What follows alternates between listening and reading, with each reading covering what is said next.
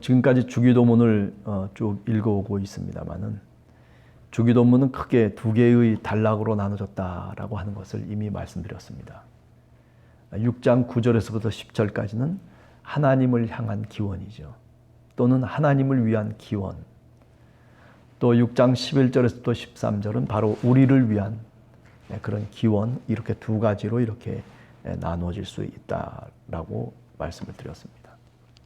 이 주기도문이라고 하는 것이 그냥 하늘에서부터 뚝 떨어진 기도문이 아니라 유대인들이 그동안 그렇게 기도하고 또 외웠던 또는 낭독했던 그런 기도문들이 예수님을 통해서 새롭게 제자들에게 또는 신앙 공동체에게 주어진 기도문이다. 이렇게 이제 얘기를 드렸습니다. 그래서 유대인들이 이미 갖고 있었던 기도문들 가운데 유대교의 카디시 기도문이라고 하는 그런 기도문이 있고, 또 그런가 하면 쉐몬의 에스레라고 하는 18개의 기도문을 갖고 있었는데, 그런 기도문들의 형식이 이렇게 하나님의 이름을 거룩하게 하고, 그리고 죄를 용서해 달라는 그런 기원이 담겨져 있고, 또는 어떤 어려움과 시험에서부터 우리를 도와달라고 하는 구원에 대한 간구들이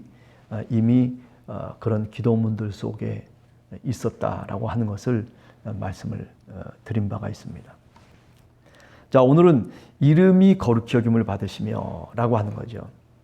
이 이름이라고 하는 것은 고대 세계 속에서 보면 하나의 인격을 가리키는 겁니다. 예를 들어서 하나님의 이름으로 라고 하는 것은 하나님의 인격을 통해서라고 하는 그런 의미를 담고 있는 것이죠.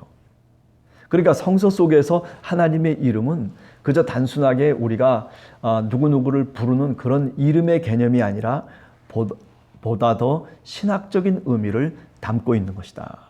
따라서 하나님의 이름이 불려지는 그곳, 그것이 교회이건 아니면 그것이 야곱이 저 하란을 향해서 도망치면서 밤중에 돌베개를 베고 잤던 베델이건, 또는 저 모리아산에 아브라함이 이삭을 데리고 같이 가서 번제로 하나님 앞에 예배를 드리던 바로 그 장소이건 간에, 여하튼 하나님의 이름이 불려지는 그곳에는 하나님이 현존하신다라고 하는 그런 의미를 갖고 이름이라고 하는 것이 말하자면 이야기되고 있다라고 하는 거죠. 이것이 신학적 맥락이라고 그렇게 말씀드릴 수가 있습니다.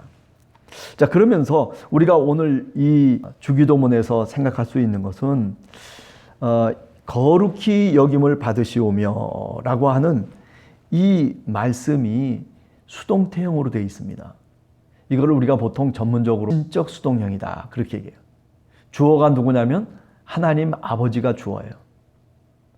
그죠? 그런데 무엇에 의해서 거룩히 여김을 받으신다라고 하는 게 누구에 의해서? 사람에 의해서, 또는 무슨 믿는 자들을 위해서, 또는 이스라엘 백성들에 의해서라고 하는 말이 전제가 다 빠져 있는 거죠. 이거를 우리가 보통 신적 수동형이라고 얘기하는데, 이거는 곧 뭘 의미하는 것이냐면은 하나님 그 자신이, 우리가 예배를 통해서 부르는 그 하나님은 우리의 아버지이시지만은, 그러나 누구를 통해서가 아니라 누구에 의해서 거룩해질 수 있는 자가 아니라는 뜻이죠. 예. 무슨 말씀인지 아시겠죠? 우리가 아무리 하나님을 거룩하게 만들려고 해도, 그죠? 우리에 의해서 하나님이 거룩하게 되는 것이 아니에요. 예. 하나님은 당신 자신이 거룩하신 분이에요. 예. 그리고 당신 자신이 거룩히 여김을 받아야 마땅한 분이에요. 물론 우리가 하나님 아버지의 뜻대로 살아가고 하나님 아버지가 말씀하신 그 말씀대로 살아가는 것은 곧 그분의 거룩하심 속에 우리가 동참하고 참여하는 것을 의미하죠. 그렇지만은 우리가 그렇게 동참하고 그렇게 참여한다고 해서 하나님이 더 높아지고 하나님이 더 낮아지시는 그런 존재가 아니다라고 하는 말이죠. 네. 오늘 여기서 분명하게 우리가 알아야 될 것은 뭐냐면은 당신 자신을 거룩하게 하신 그런 종말론적인 사건을 우리가 뭐라고 얘기할 수 있을까요? 그게 바로 예수 그리스도의 십자가 구원의 사건이에요. 여러분, 이 점이 굉장히 중요한 거예요. 주기도문을 우리가 외우고 또 주기도문을 이야기하면서 우리 아버지여 이름이 거룩히 여김을 받으시며 라고 하는, 거룩히 여김을 받으시옵소서라고 하는 것은 뭐를 전제하고 있냐면은 지금 예수 그리스도가 이미 당신의 죽으심과 십자가에서 온 인류를 위해서 자기 목숨을 바치는 그 거룩한 희생의 정신, 스스로 자신의 이름을 역사 속에서 십자가와 부활을 통해서 그렇게 거룩하게 자기를 드러내시는, 그리고 성자이신 하나님 아들께서 하나님 아버지를 더욱더 거룩하게 만드는, 바로 그 사건이 뭐냐면은 십자가 사건이고 부활 사건이라고 하는 거죠. 이 점이 굉장히 중요한 점이에요. 스스로 하나님이 당신의 거룩을 우리들에게 보여주신 사건이 바로 주님의 십자가라는 거죠. 그 십자가 사건 속에 무엇이 계시되어 있어요? 하나님의 사랑이 계시되어 있고 하나님의 구원의 역사가 계시되어 있고, 그죠? 우리가 그렇기 때문에 하나님의 거룩하심의 교회가, 우리의 이스라엘 백성이, 또 우리 믿음의 공동체가 동참한다라고 하는 것은 바로 그 사랑을 본받는 거예요. 예수 그리스도가 걸어가셨던 그 길을 우리 마음속에 담고, 그리고 우리가 그렇게 살아가려고 하나님의 뜻 가운데 동참하고 참여하는 것, 코이노니아, 교제하는 것이죠. 참여하는 것이에요.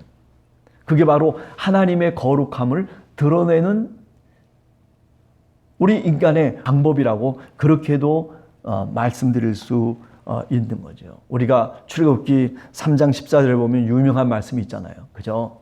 모세가 목동으로 40년 동안 미디안 광야에서 그렇게 저렇게 생활을 하고 있는 상태에서 하나님이 모세를 부르시잖아요. 모세가 얘기합니까? 당신의 이름이 무엇입니까? 당신이 누구라고 내가 이스라엘 백성, 우리 민족에게 가서 내가 이야기할 수 있겠습니까? 라고 얘기할 때 나는 스스로 있는 자다. 그렇게 말씀하시죠. 네, 스스로 있는 자다.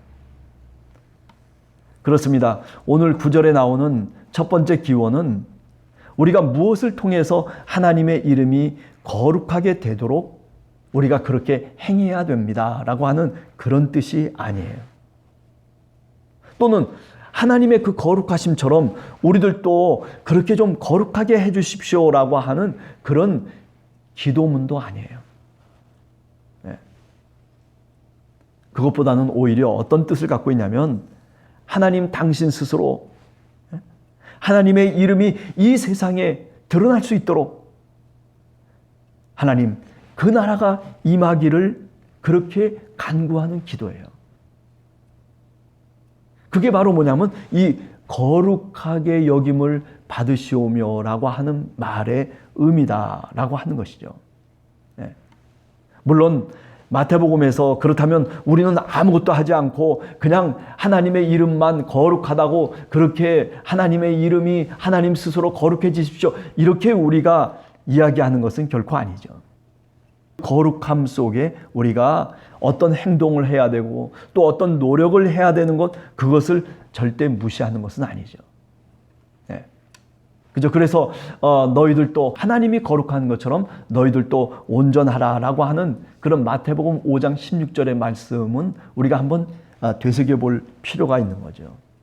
하나님은 하나님 스스로 온전하게 교제하시는 분이세요. 하나님의 거룩성이라고 하는 것은 인간에 의해서 그렇게 거룩하게 된다는 것이 결코 아니죠. 하나님 자신 스스로 하나님이 거룩하게 여김을 받으신다. 그 거룩하게 여김을 받으시는 그 사건의 정정에 뭐가 있냐면 바로 십자가와 부활의 사건이 있다는 것을 우리가 분명히 깨달아 알아야 됩니다.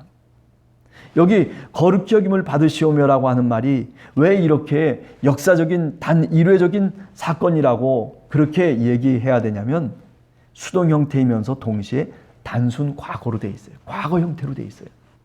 생각해 보세요. 과거 형태로 되어 있는 거예요. 한 일회성 행동을 의미하는 거예요.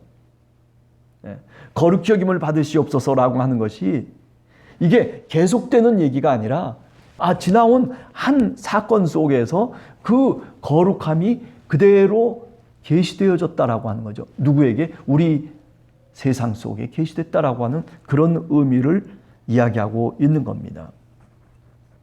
자, 그렇기 때문에 이 마태복음에서 우리가 분명히 깨달아 알아야 될 것은 뭐냐면 거룩히 여김을 받으셨던 바로 그 사건이 그것이었구나. 예수 그리스도의 구원의 사건이었구나.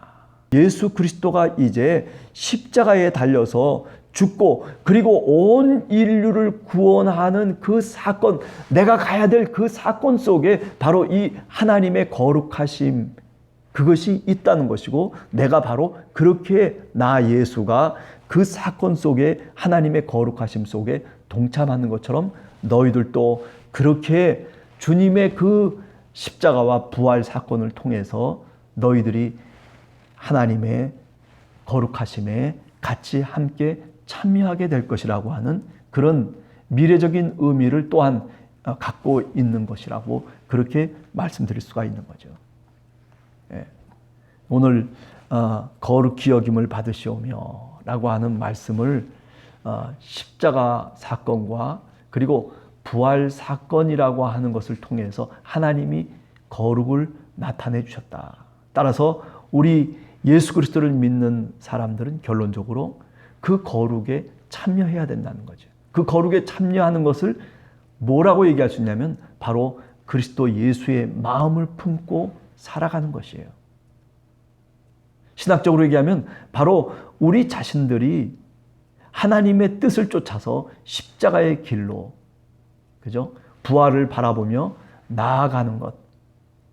그 길이 바로 뭐냐면 거룩에 동참하는 길이며 하나님 아버지를 거룩하게 우리가 여김을 받으신다라고 하는 그런 기도의 뜻이다라고 하는 것을 여러분들 꼭 기억하시면서 오늘 또 주님의 거룩하심 속에 동참하며 참여하며 주님의 백성으로 기도하며 살아가는 우리 모두가 되기를 원합니다. 같이 기도하겠습니다.